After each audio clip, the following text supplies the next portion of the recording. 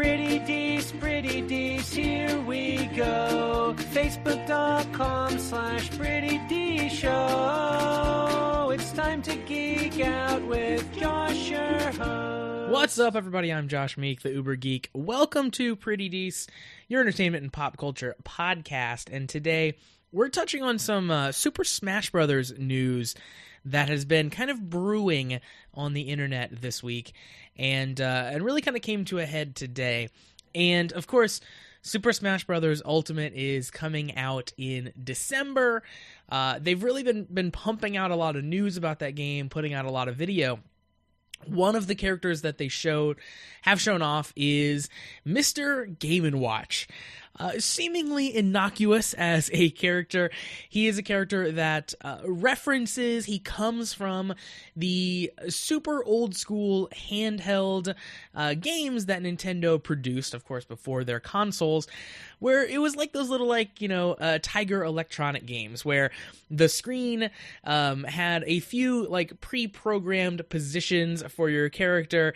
You can kind of, see all the different places he can move around in, and the games are super simple. The handheld will only play a single game at a time. It's kind of the precursor to modern handheld gaming, the extreme precursor. So Mr. Game & Watch is a character that references a bunch of these different handhelds. They put out a ton of these Game & Watch series games, and during a live stream about Super Smash Bros. Ultimate, a Japanese language live stream, fans noticed that there was an update to one of the moves from Mr. Game & Watch. It wasn't in any of the previous Smash Bros. Games, but this move, Mr. Game & Watch pulls out a torch, essentially, as he's carrying a flame, and he has a feather in his hair for the very short duration of this move. So he strikes the silhouette of a Native American. It's very clear that is what they are going for, a kind of old-fashioned caricature of a Native American. Come to find out, that silhouette is actually directly from a Game & Watch game. It comes from the game Fire Attack. So that came out in 1982. That game, at its core, is kind of racist by today's standards.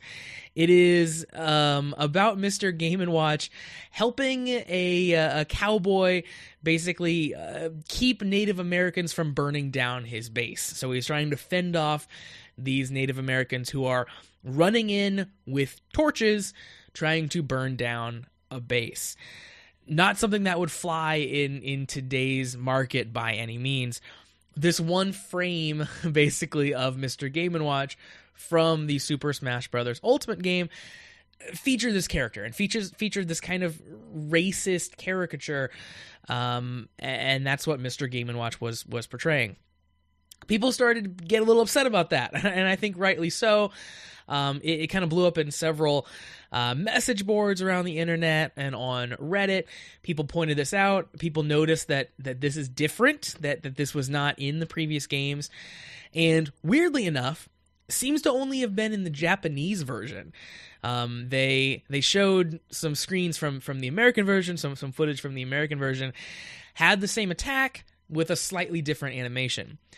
Come to find out, Nintendo is planning to distribute an update to Super Smash Bros. Ultimate, so it seems like maybe the American footage already had that update and the Japanese footage didn't, or maybe they weren't aligned in some way.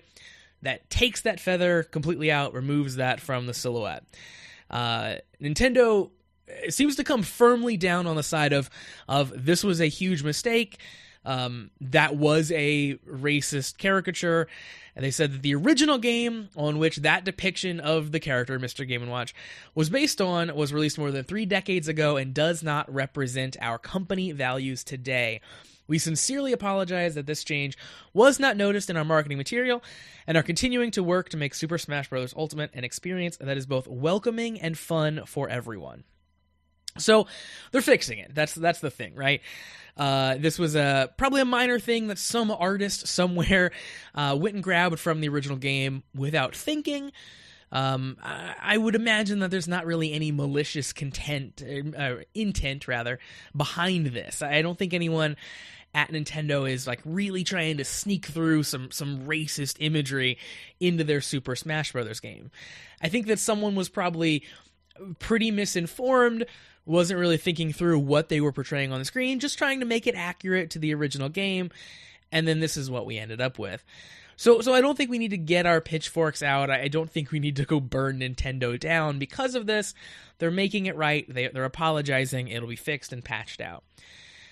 I think on the flip side, though, I think you'll have people out there, obviously we're talking about racism, we're talking about this type of imagery. It'll be something that some contingent out there will get very angry about this being changed, and will kind of outcry about, this is censorship, how dare you change this, and will get very upset.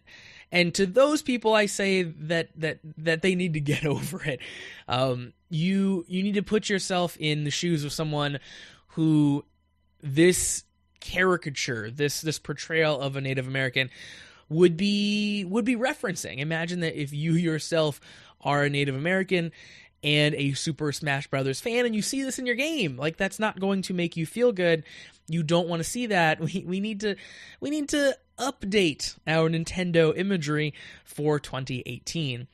It's one of the great things about the country that we live in right now in this era. People are becoming more sensitive to the things that we put out in the world, the images that we portray.